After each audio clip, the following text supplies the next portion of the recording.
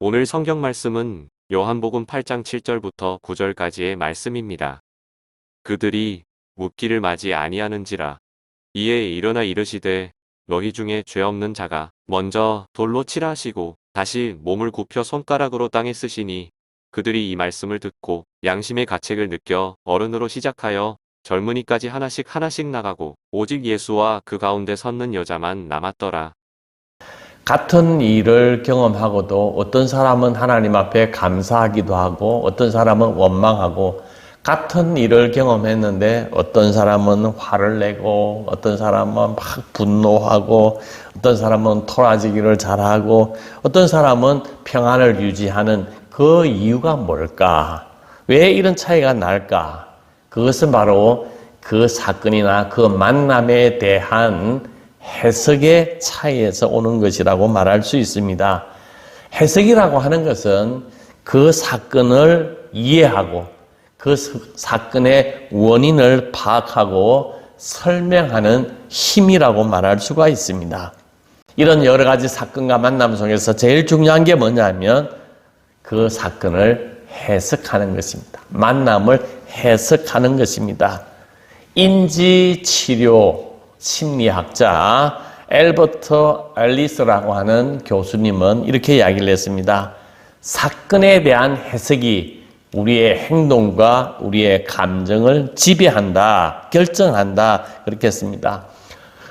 동일한 똑같은 경험을 받았을 때 사람마다 반응이 다른 이유는 자극에 대한 해석이 다르기 때문이라고 설명했습니다. 사건이 일어나면 해석이 되고 그 해석대로 그 사람은 행동도 하고 그 해석대로 감정의 지배를 받게 되어 있다고 하는 것입니다. 어떻게 해석을 하는 것이 좋을까? 오늘 이 성경 본문에 있는 말씀을 통하여 함께 나누어 보려고 합니다. 이 본문의 시기는 7장부터 이어지게 되는데 예수님의 생애의 마지막 초막절 때에 있었던 일입니다. 이 초막절은 이스라엘 백성들이 한 해의 추수를 다 끝난 다음에 하나님 앞에 감사하는 마음으로 그 밭에서 초막을 치고 가족들과 함께 일주일 동안 생활하는 절기, 그래서 초막, 텐트를 친다 그래서 초막절, 텐트절, 또 그 열매를 저장한다 그래서 수장절이라고도 이야기를 합니다.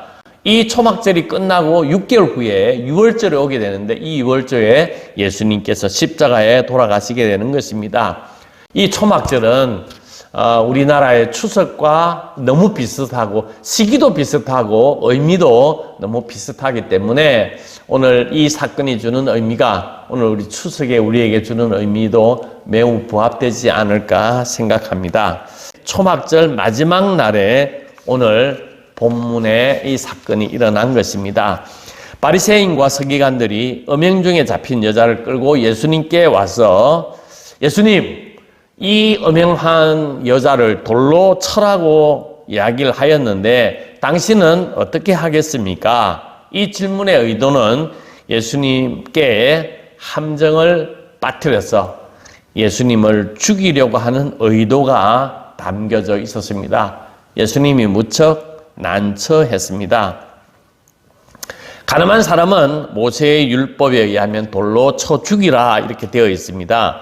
레위기 20장 10절에 보면 누구든지 남의 아내와 간음하는 자 곧 그의 이웃의 아내와 간음하는 자는 그 간부와 음부를 반드시 죽일지니라. 신명기 22장 22절부터 24절까지 처녀인 여자가 남자와 약혼한 후에 어떤 남자가 그를 성읍 중에서 만나 동침하면 너희는 그 둘을 다 성읍 문으로 끌어내고 그들을 돌로 쳐 죽일 것이니라. 그렇게 이야기를 했습니다. 예수님께서 사랑스럽고 자비로운 마음을 많은 사람들에게 보여주셨기 때문에 그 여인을 돌로 치지 말라. 그러면 모세의 율법을 어기게 되는 것입니다. 만약에 돌로 치라 그렇게 이야기를 하면 당신은 로마법이 이스라엘 백성들을 지배하고 있었는데 로마법에 의하면 사형을 언도하는 것은 로마의 정부나 관리, 빌라도 같은 사람에게만 있었습니다. 그런데 예수님께서 돌로 쳐 죽여라 그렇게 이야기를 하게 되면 로마의 법을 정면적으로 어긴 것이 되어서 큰 고속거리가 되기 때문이었습니다. 서기관들과 바리새인들은 좋은 건수를 잡았다고 생각하고 의기양양하게 선생님 이거 어떻게 했으면 좋겠습니까? 하고 예수님께 다그치듯이 질문을 하는 것입니다. 진퇴양난에 빠져 있는 예수님의 모습을 보게 되는 것입니다. 그때 예수님은 몸을 굽혀 무엇인가 땅에 글씨를 쓰셨습니다. 무슨 글씨를 쓰셨을까? 어떤 학자들은 돌을 들고 있는 사람들의 제목을 기록했을 거다. 어떤 일은 성경에 있는 이사야의 말씀을 기록했을 거다. 또 어떤 이는 하나님 앞에 기도문을 기록했을 거다. 그렇게 이야기를 합니다. 저는 아마 예수님께서 이 글씨를 땅에 이렇게 쓰시는 것은 하나님의 뜻을 물어보지 않았을까 추측해 봅니다.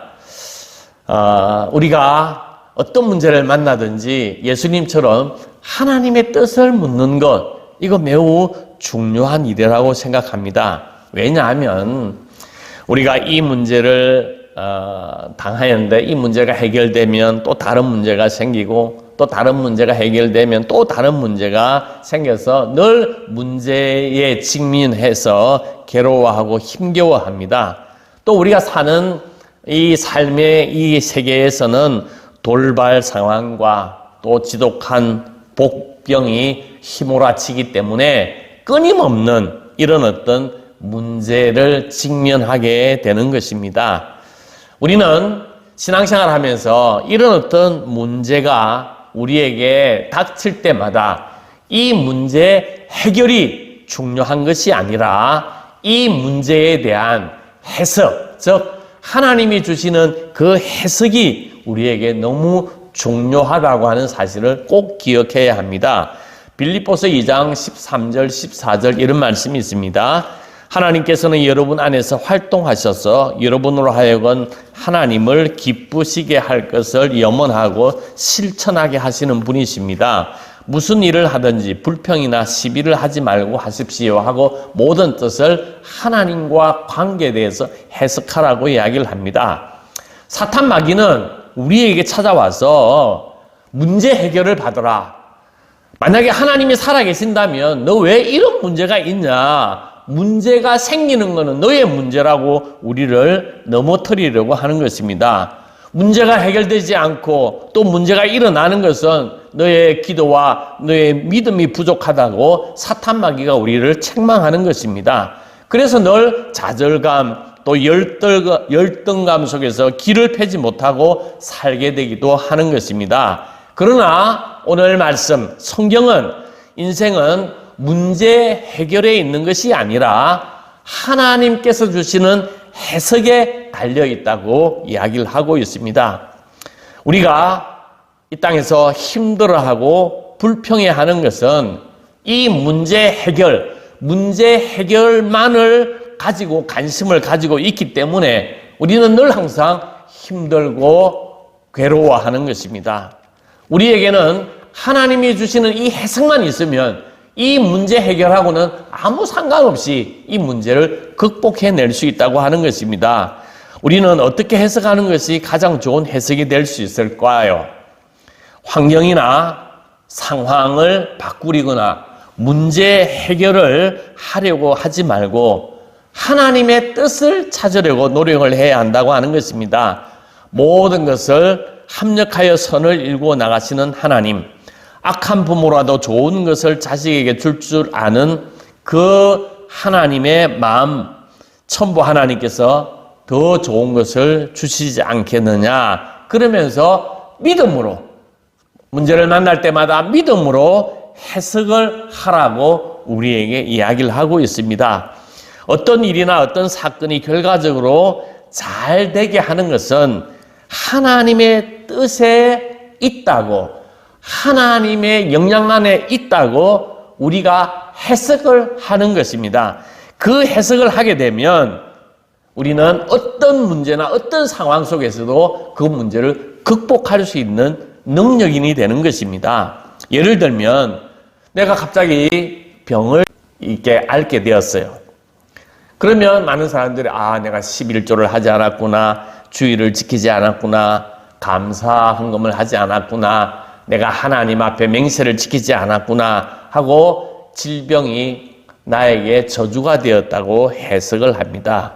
그러나 질병이야말로 하나님을 진정으로 만날 수 있는 기회이고 우리가 인생에 새롭게 거듭날 수 있는 은혜의 시간이라고 해석할 수 있게 된다고 하는 것입니다. 요셉은 형들 때문에 종으로 팔려서 애굽에서 노예 생활을 하였습니다.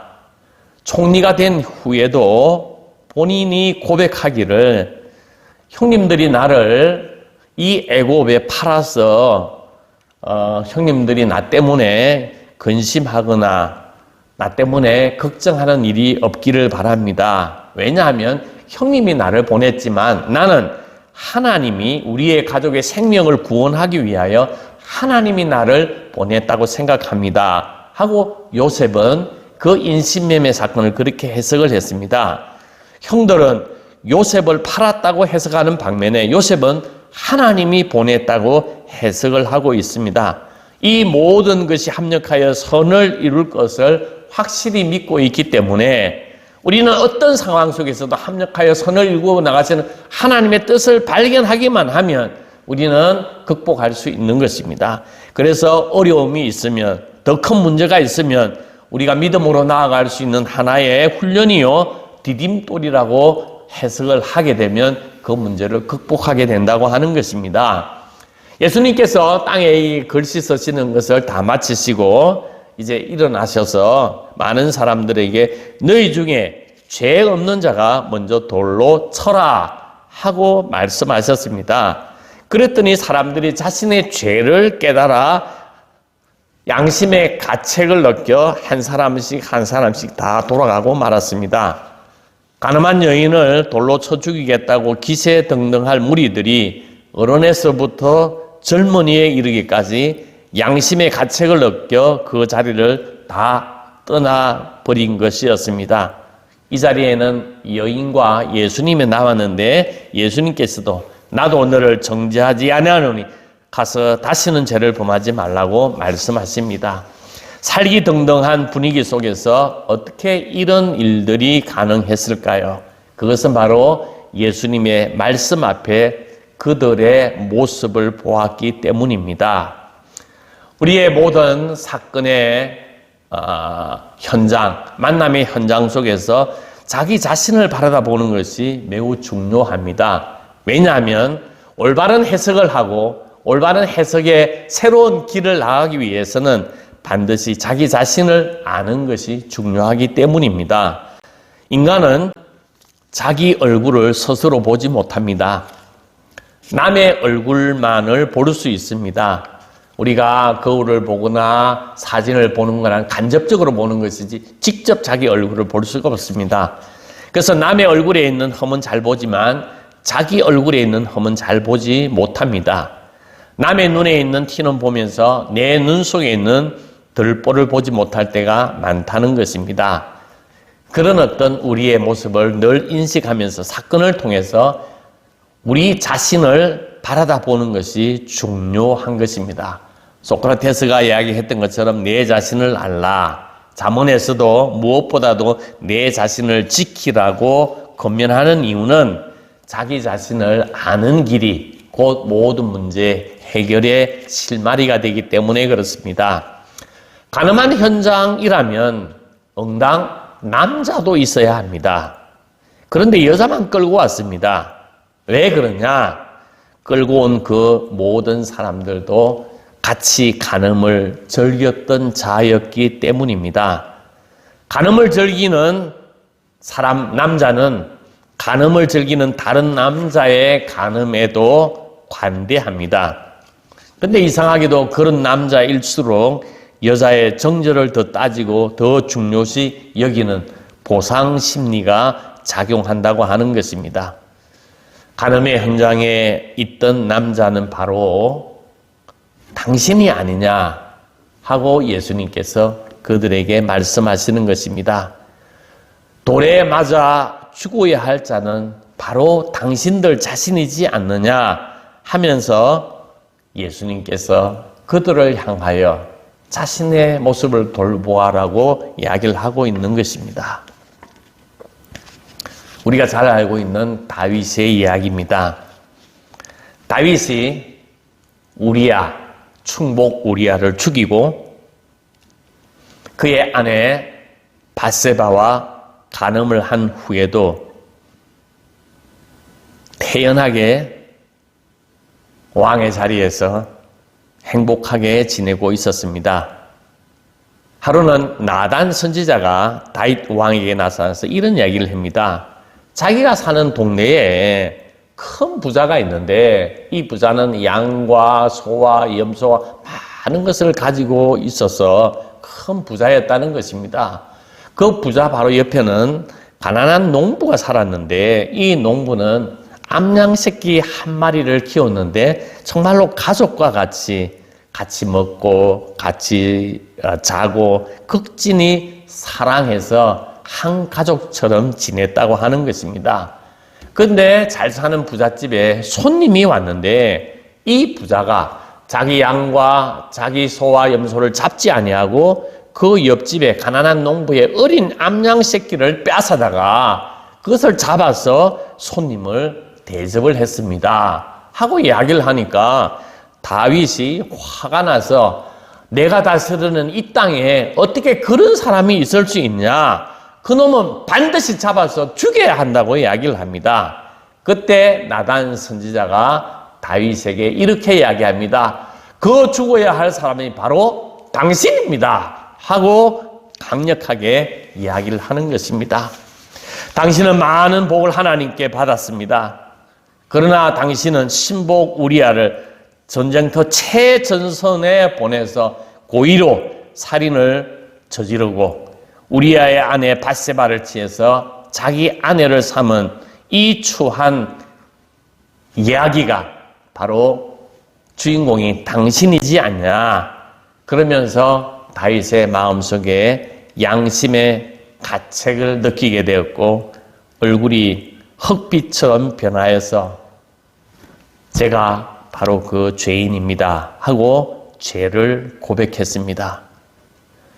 사랑하는 만정교회 여러분, 삶의 현장에서 수많은 사람들, 수많은 사건들과 접하면서 우리는 살아가고 있습니다. 그 숱한 사건들과 사람들을 통해서 늘 합력하여 선을 이루고 나가시는 하나님의 뜻으로 해석을 하고 그 모든 해석의 방향은 자기 자신을 살피는 것으로 이어지기를 간절히 소망합니다.